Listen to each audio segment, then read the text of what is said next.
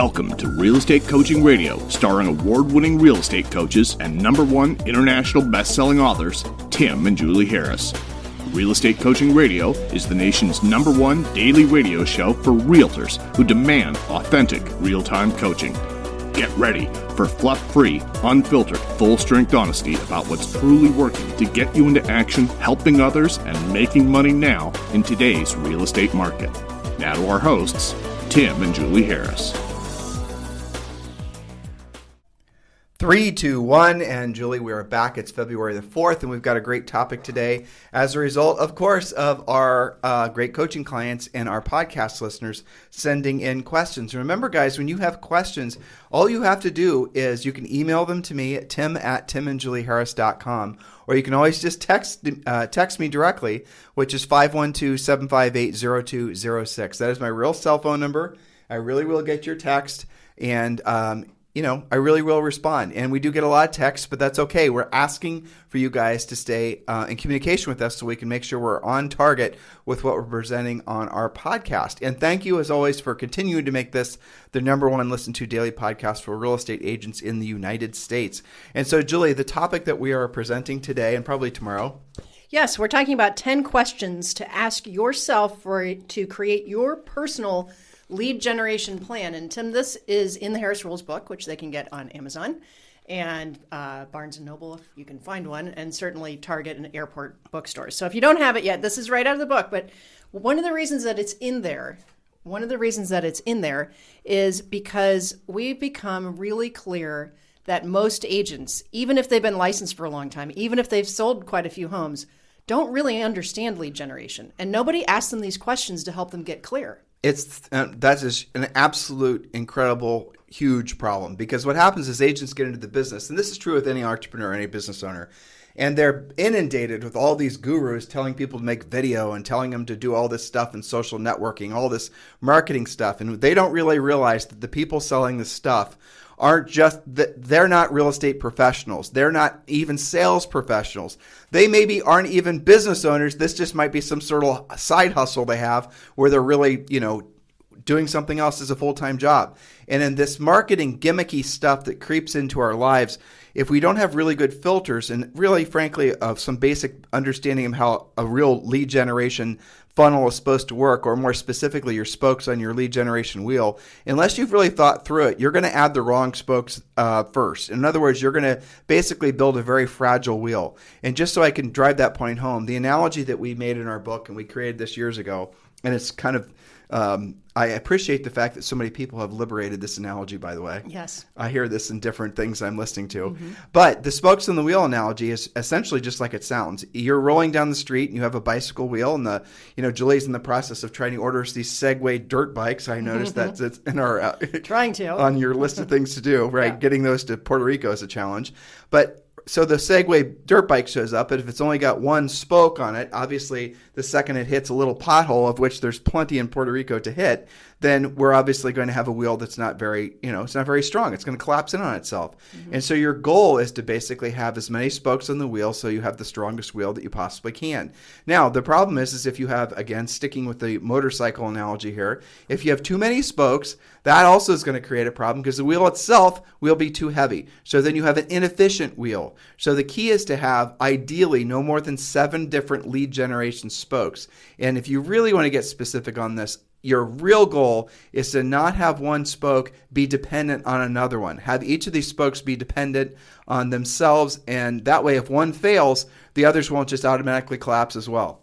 And that's really critical because so many agents will basically say, well, I've got this one particular referral widget. I get referrals from this particular company, and this is where my business comes from. Maybe it's you're buying leads from Zillow or whatever. So that's your spokes. And maybe then you rationalize that, well, it's because Zillow is sending me buyer leads in different price ranges, and I'm referring them out to agents on my team and all the rest of it. But then as soon as Zillow changes their price or changes their, how they decide who's going to get what lead, and maybe they decide that they're not going to send you leads anymore because of the fact that you're, going to be essentially a competing brokerage with them, and they're now operating as a brokerage in your marketplace. As you guys know, they're definitely opening up brokerages all over the country. So in the event that becomes a problem for you, you now have lost your main spoke of business. So you've got to really do your best to keep each of these spokes separate from each other. And the first spokes that you should always build are the skill-based spokes, because if you decide to do the paid lead generation or marketing spokes after you have the skills-based spokes, those spokes will actually work 1,000 times better because you actually have the skill set to pick up the phone and pre-qualify and know what questions to ask. But it's incredibly important, as you listen to Julie's presentation for you today, that you remember the first spokes you should always build are the proactive lead generation spokes. That's right. And incidentally, those are the spokes that keep you in control. So let's say that one of those spokes is working really well. You figured it out. You're using your scripts. You're getting predictable results. Well, you have the power to turn on that faucet more or less, depending on what you need. With the other ones, it's not dependent on, you have no control. So, well, let's really, I want to just Sure. so that this gets by nobody, because Okay. this is such a critical thing. And I've been listening to Clubhouse conversations, and obviously you and I pay attention to what agents are talking about. And here's the thought. If you are centers of influence and past clients based, that's where, that's the hill you're going to die on. That's your one thing. That's your true religion when it comes to basically lead generation. And I get it. Some of you guys, that's your thing. Well, that is not a predictable spoke. Ultimately, that's the fallacy with that business model, being your only business model. Now, what do I mean by that? You can't every single day know for sure that you're going to be able to generate a lead from your centers of influence and past clients. It's kind of a roll of the wheel to know whether you're going to get one or not get one. And yet you have to obviously work it every day or work it every month if you're going to get a really, somewhat of a duplicatable result out of it. But even at the end of the day, it's not predictable. It's not duplicatable. It's just hopium is what it is at the end of the day. So when you're building, now with that said, we do suggest your first spoke is your center of influence and past client spoke, because it's the easiest one to build first. And we have a whole bunch of coaching and training about that in our Premier Coaching Program. And how to build this, your centers of influence and past client plan, your 12-month plan for centers of influence and past clients. All that stuff is already done for you. It's part of Premier Coaching. But after you've got that spoke in place, and that spoke, truthfully, shouldn't take any more than really a couple weeks to put in place. just systematizing, which also is the next chapter of the book. Right. It's so simple. Yeah. So don't screw up and think that that's the only thing you should be doing, because, again, you cannot predict if you will get any business from that passive source. Yes. In fact, the name of the chapter is Don't Be a One-Spoke Wonder. There you go. Now, that's the most obvious one, because so many agents, especially in a hot market, are living off of their center of influence and past client list. Why? Because they all have equity and everybody's excited to do something and everybody has fear of missing out. That it makes it seem like that's going to be an endless funnel, right? But what happened when the market changed last time? People just stopped buying. And if that's your one spoke, nothing else, then those were the agents that kind of got screwed first. Well, we don't need to drill down too much on the centers of influence and past clients, folks. That's the most obvious example, though. A sub-point of that is those are the agents that are almost always the easiest to beat in a listing presentation. This is true. Because generally speaking, they haven't learned to be competitive. They're just reliant on relationships to get them the listing. Right. And they think that they're, an awesome listing agent across the board because the people that know, love, and trust them were easy to get. Right. And they have never learned how to compete. And so when the market changes, like Julie said, or more specifically, when the prices start to level off, if not adjust down, your centers of influence and past clients, they're not just going to call you and then you're going to, hey, I should have listened to Tim and Julie years ago. That's what the little epiphany that you'll have. So always do your proactive lead generation spokes first. Yes, that's right. Okay, so here are some questions to get introspective about. And it's amazing that nobody really asks you guys this when you are looking at your lead generation. What do I do? First question, do I actually have a marketing budget? If so, how much is it? For many agents, you can stop right there because you don't actually have a marketing budget. You're going to have to be prospecting based. You don't have a choice. And I hear all the time, again, you guys being given this horrible advice that you're supposed to be borrowing money and running up your credit cards to work on your branding. That is really incredibly stupid and financially irresponsible. I'm not going to say it any more succinct than that. Yeah, that's right. Well, and so the rest of this point is, if you do have a budget, let's be honest about that. Is that for this week, this month, this quarter, this year? Because when you are spending money on marketing, you have to do it consistently, and there's a whole lot of what you call hopium, waiting to see if it works, when it works, how well it works. So hopefully you're understanding that you do not need to spend any money on marketing and advertising or branding. You do not need to do any of that maybe ever. And we've had plenty of coaching clients that have never invested in any of that stuff. All that stuff is just a big macro trend. And you can build a very successful real estate business that has a 50 to 60 and sometimes 75% profit margins by following the plan that we've created for you, where you're focusing primarily on being a listing agent.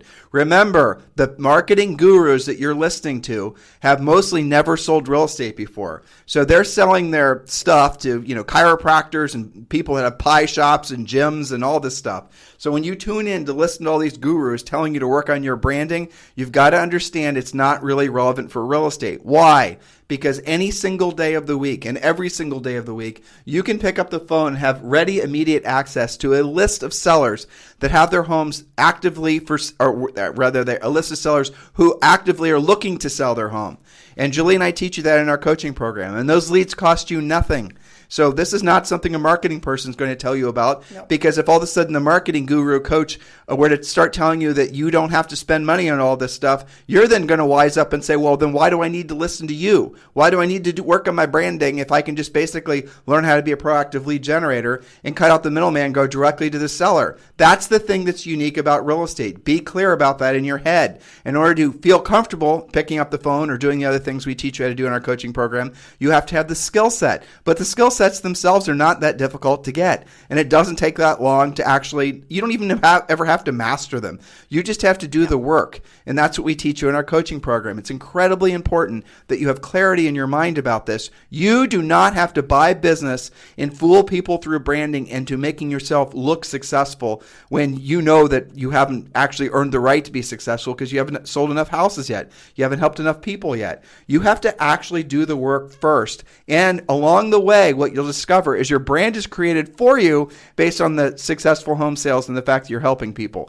And then down the road, if you want to add some passive lead generation spokes based on marketing, you can. And by the way, Julie, I need to, if you guys haven't downloaded your 2021 business plan, you can do so at any time. Just text 2021 to 855-685-1045. Text 2021 to 855-685-1045. And when you do, we're going to text you back the fill-in-the-blank business plan, which includes a specific plan on how you can create your 12-month lead generation plan, which is drilling down exactly on what we're talking about. Listen to what we're saying, but most importantly, when you hear what Julie and I are saying, pay attention to what your intuition is telling you. Is it your intuition saying what they're telling you is the truth? What they're telling you does make sense. It's practical and tactical. You don't need to be going down any of these complicated, overly analytical rabbit holes. Just learn the skill sets to be service to other people, and then you won't ever have to maybe even waste time doing a lot of the time-wasting activities that so many agents convince themselves is work. Yes. Okay. So remember, these questions are going to end up with you having more clarity about how many transactions you have to do, how you're going to do it, and what your spokes in the wheel are going to be. So point number 2, question number 2, do I have other sources of income in addition to what I must earn in real estate? If so, how much is that income and how long am I going to get it? Consider a spouse's income, rental income, another job, a pension, or any other source. So we're drilling down on what real estate has to actually provide for them. Question number 3, based on my goal setting work in chapter 2, remember this is from Harris Rule's book, what is my real income goal for my real estate practice? For example, what do you have to make monthly to pay your bills and replace your old job versus what you want to do to make versus what you have to make monthly to fund your new upgraded goal-based lifestyle? What is that number? Because what spokes you do and what order you do them in and how much money you spend or don't spend is dependent on what real estate has to actually provide for you. See how we're taking the guesswork out? Yep. All right, leading to question number 4, how many transactions do I need? Take your answer from the previous question and divide by the average net commission in your marketplace. Or if you have a track history and a real average net commission, you can divide it by that. If you're not sure, maybe you're freshly licensed, use the average of the zip code in which you plan to sell. And again, if you're experienced, you already know what your average net commission is. Divide it into your required income figure and you'll know how many deals you got to do to meet or exceed your goals. Isn't it amazing that nobody teaches that? Totally. Every time I read that, I'm like, Duh. I mean, seriously. Instead of, when you ask agents, what do you need to do this year? The answer is like more, which is not specific, or they'll be like, well, I should be able to choose your number. There's no math behind it. But it's even worse than that, because when they're answering that question, they're obviously saying a number that isn't based on any sort of reality as to what they actually need to hit their their financial goals, right? But then it becomes to the point where, okay, now I have to sell 100 houses because I'm keeping up with the real estate Joneses, right? Right. And now I'm going to start doing dumb things like buying leads, and I'm going to start worrying about buying a team, and all of your mind is circulating is around, how do I add buyer agents? Oh crap, I have to overpay these buyer agents, and And then when you do that, your net is so crappy, you have to do 100 more deals. Well, you don't have a net. You basically are making. That's true. Most of the big teams that I've ever coached personally or ever come across. It's funny when they reach out to us. They know. Isn't that cool, Julie? When they reach out to us, they know. I'm showing Julie this Airstream that's a remote office. It's called the Flying Cloud 30 FB office floor plan. So it's got a little office really in it, cool. Julie. And I know, isn't that amazing? But get this. This is funny. Since I've just interrupted myself. So this is $107,000. It's an Airstream. Now, pretty cool. And let's just set aside that that's an extraordinary amount of money. But what's really amazing is that they're sold out for like 2 years. So if you wanted to buy one of these bad boys, you got to wait for 2 years to have an Airstream. But you know what's home cool office. about that is you could do that instead of like a home edition for an office space. I know. And probably it would be less. Well, I was thinking about this for our place in Murphy. Yeah. I'm Well, like, so here's the really fascinating thing. I bet you a lot of listeners don't know this. Is that if you, for example, were to do this Airstream thing and create a home office situation for yourself, and the trailer is registered and it sits on tires, even if you take the tires off and basically put it on jack stands, and then cover up everything. Now we sound definitely redneck as we're going through this, but if you see your office up on wheels. if you see this Airstream, you guys will realize it's really beautiful. It is cool. But we do sound like rednecks now, don't we? Who cares? I know. But We're you're from going to Ohio. say there's no property tax on There's that. no property taxes, right? So you can actually have livable square footage added to your office, your home, really, and not having to pay any property taxes. And when you move, you can bring that whole piece of your house with you. Yeah, exactly. That's cool. Well, so what We were digress. what were we talking Okay. about before when I showed you Lead the pretty generation. pictures? Okay. So we're figuring out how many transactions they actually Oh, need I based on remember. their reality. Well, it's the real estate magic number is the Yes. essence of it. And so this is part of the real estate treasure map. This is the heart of the real estate treasure map. And you get this for free. Just text 2021 to 855-685-1045. So I'm going to just condense this as quickly as I can because it does not need to be complicated. Your life, your professional business life comes down to one number. It really does. And that number is the number of listings you need at all times to meet or exceed your financial, hopes, dreams, and your goals and your obligations, right? And there's 3 categories of expense. There's taxes, there's personal, and there's business. And you might even add a 4th if you're trying to pay down some debt. But the reality of it is those are the categories of income. You add up what those numbers are, and obviously, then you figure out what it is per month and the rest of it. And what you're going to quickly discover is in most markets, you're going to need usually no more than 5 or 6, maybe 7 listings at all times.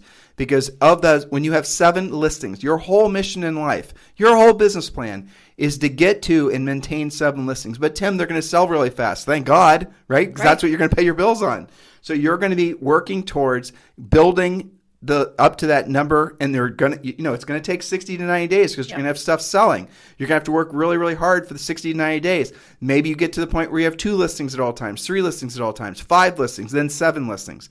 And then when you have 7 listings sell in most markets, you're going to have probably realistically 3 of those sell per month. In most markets, your average commission is going to be gross commission on, $350,000. Let's just say it's going to be $11,000. So in most markets, if you have 3 listings sell per month, you're making well over you're making almost $400,000 a year, which I'm going to guess for most of you is more than you're making now. And in order to do that, you just need realistically 7 listings at all times. If your sale price is higher, obviously you can adjust that down in truce as well as if it's lower. Are you understanding what I'm saying?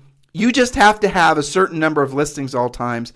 And then all the rest of this stuff, when you've met that particular number, when you have learned then that your mission in life as a professional real estate person is to simply replace the listings that you have sold that particular month. Think of all the things that you no longer will have to do. Right? Think of your whole business plan is following exactly what we lay out for you in our coaching program. You're going to have a dry erase board. It's going to have a particular, everything's going to be set up exactly like we prescribed to you. And your only mission every single day is to obviously help your listings get sold and then replace the listings that sell by being a proactive lead generator. No referral fees, no buying business, no branding, no marketing, no any of this stuff that sucks away all your profit. In many cases, not even your profit. You're going into debt to do this stuff, and everyone is telling you to do it, and because you didn't come from a business background, you don't know any better, and so you do it. Right? Right. Okay. Now, related to all of this, just getting you guys thinking about what Tim just said and how you're going to go about it, because the next part is, how do I do this? Point number 5, do I love speaking with people, or am I a bit intimidated by the idea of prospecting? Do you gravitate towards people whom you know or don't know when you think about prospecting? Either one is fine, but it will help you determine what to pursue with your lead generation wheel. Question number 6, what support does my office already offer me? What support does my office already have? Some offices have lead generation in place. Some offices have good flow of corporate relocation, builder relationships, or other sources. So know what's in front of you before you build your own wheel of spokes. Question number 7, what has worked for me in the past and why did I stop doing it? Sometimes experienced agents simply get out of the habit of doing some of the things that have historically worked for them. I've got coaching clients right now that, their first call, they're like, you know what? I used to call expireds all the time. And I ask, what kind of results? Pretty good. I know. I hear that constantly. So why are you not doing it anymore? Right? Hold your mic close to your mouth, lady. So this can range from getting referrals from maybe your BNI group to probate letters that you just haven't sent in a while, or prospecting builders. Sometimes you just lose your way. Other times what you used to do doesn't work anymore, and you've got a good reason to stop doing that. All right. Again, introspection on that. Point number 8, or question number 8, what do my current market conditions call for? What is your market looking for? Keep your marketing and prospecting appropriate to what's happening around you. That's called take what the market's willing to give you, which right now the market is starving for more listings. Back to being a listing agent, right? Number 9, how many people are in my past client center of influence database? What are you doing currently to handle their real estate needs? Remember, that's not supposed to be your only spoke, but it is a foundational spoke. If you're already doing well with repeat and referral, but your communications with your database is not systematized, imagine what you'll get when it is. So that goes back to, taking the steps to get that to be a functional spoke, and then you can add on from there. But Julie, the real takeaway, hopefully, they're getting from all of this is that I have this visualization. There's tens of thousands of people that are going to download, listen to this, stream it, whatever. And then they're going to consume this information. And right after they get done listening, I know at least some of them are going to have the little light bulb go off in their head based on what we just said. You're telling me that I only need a certain number of listings at all times to meet or exceed all my financial goals, and I don't need to worry about, and then the long list of crap you guys are worrying about that you don't need to worry about, it's pretty much endless. That is what I'm telling you. That is how simple a real estate business really is. That's what makes it different from virtually every other kind of business. Because in real estate, you can go out and list, 5 or 7 houses, whatever your real estate magic number is, and that inventory doesn't cost you anything. In a normal business, it does not matter what the business is. If you want to retail something, if you're wanting to basically make a margin off of it or a commission, generally speaking, if it's not a consignment thing, but even if it's a consignment thing, you're going to have carrying costs for that. Yep. I've run into a lady that sells used jets. We knew a lady in Georgetown, Texas, where we used to live, and that was her business. And her and her husband, they had a really very successful business selling used, jets. And they had inventory of those things. There were carrying costs with that. And it was a lot of money. You guys don't have that as a real estate agent. As a real estate agent, you list a property, then you're going to make your commission off that house. And and the seller's going to pay for all the work necessary to get the house in the optimal condition to put it for sale. Assuming it's not going to be something that is going to be for an investor. That's unusual. If you wanted to open up a gym, if you wanted to open up a pie shop, if you wanted to open up a restaurant, if you wanted to open up a clothing boutique or a makeup business or all these other types of entrepreneurial things that people are really focusing on, you're going to have a vast amount of money that's going to go just to start the business. A friend of mine, and Brandon Jackson, if you're listening, he wants to start 3 gyms in his state, and the gyms it's a franchise. Each of these gyms, just to get it out of the ground, is going to cost $250,000 in cash. And working through his business plan with him and trying to figure out how he's going to put all this together, he's going to borrow the money from the SBA. That's what his plan is, to borrow a bulk of it from the SBA to open up these gyms. And it doesn't make sense to me when you look at how all these numbers work. And for you not to realize that that's the reason that being a listing agent is the true leverage in real estate, for you guys to overcomplicate it and think that it has to be more difficult than it is, it's because you're frankly listening to the wrong people.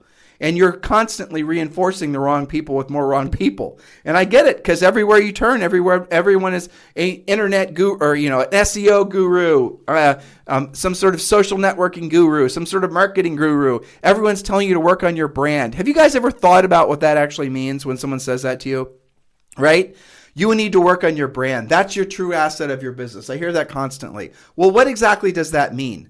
Does that mean that if I spend enough money on different things trying to convince people I'm something that I'm not, which is what pretty much branding is, especially social networking, that somehow I'm going to fool enough people that I'm going to be able to pay my bills, fool enough people into thinking I'm actually successful at selling real estate because I have all these fancy pictures, that then somehow miraculously they're going to reach out to me? It doesn't really work that way. If you don't have the skills to back up the lead generation, then what's going to happen? You're going to make no money.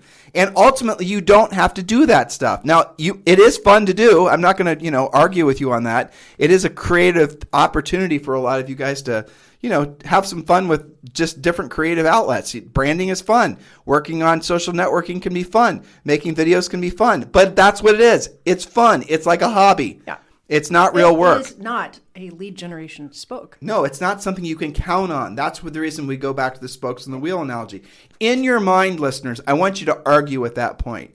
I want you to, in your mind, do your best job arguing with why you wouldn't want to build the proactive lead generation spokes first. Why you wouldn't want to have something that you're in control of. Why you wouldn't want to do something that you absolutely positively can control, whether it's going to produce consistent effort or results for you every day. Why you wouldn't want to do that first. Can you tell me one single reason why you wouldn't want to do that? I'll help you out. It's going to take skill, yes. It's going to require you to have a schedule. It's going to require you to be disciplined. It's going to require you to learn how to help people at a high level in a variety of different situations, especially sellers. Who cares? Learn how to do it. That's actually a lot less painful and expensive than what you're doing if you're not doing that. I hear that all the time. Totally.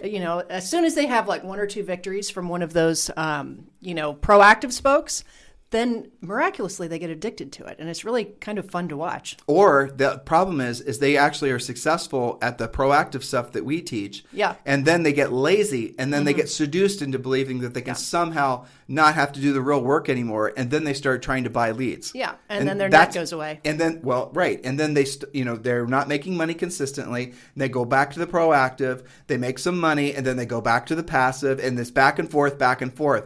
It doesn't work that way. That's why your income is back and forth, because your work isn't consistent. If you have inconsistent workflow, you get inconsistent results. That's right. That's a fact. It's that way with everything in life. So listen, listeners, thank you for listening today. Hopefully this information is going to help you keep your head screwed on straight about being a proactive lead generator. If there's anything we can do for you, obviously just text me directly at 512-758-0206, 512-758-0206. Our book is available everywhere. It's called Harris Rules. It's over 445-star reviews now. It's available in Audible book. A lot of great feedback on the guy that the publisher hired to do the read of that. So yes, please do read the book, because it's going to give you what you're looking for, which is the ultimate sense of direction, how to build your business from any stage. And if you're experienced and you're wanting to go to the next level, and frankly you're wanting to produce more profit for yourself, it's all there. Please do a gut check when you hear Julie and I say something that is sort of flying in the face of what everyone else is saying. Ask yourself if what we're telling you does make sense. Ask just sense in your, just literally, what does your gut feel about what we're telling you? Do you notice how what we're telling you is practical and tactical and it's BS free? Because we know it works. Yep. So why would you question what your intuition is confirming is the right path for you to go down? It doesn't make sense. It doesn't. And remember, Einstein said whatever you're working on should be boiled down into its most simple format. And that means your magic number. If you know how many listings you need, all you have to do is lather, rinse, repeat. It's really simple. You guys have a fantastic day. We'll talk with you on the show tomorrow. This program has been a presentation by Tim and Julie Harris, Real Estate Coaching. For more information on our real estate coaching and training programs, visit our website at timandjulieharris.com. Remember to tune in weekdays at noon for upcoming shows. And until next time, thank you for listening to Real Estate Coaching Radio with Tim and Julie Harris. This podcast is a part of the C-Suite Radio Network. For more top business podcasts, visit c-suiteradio.com.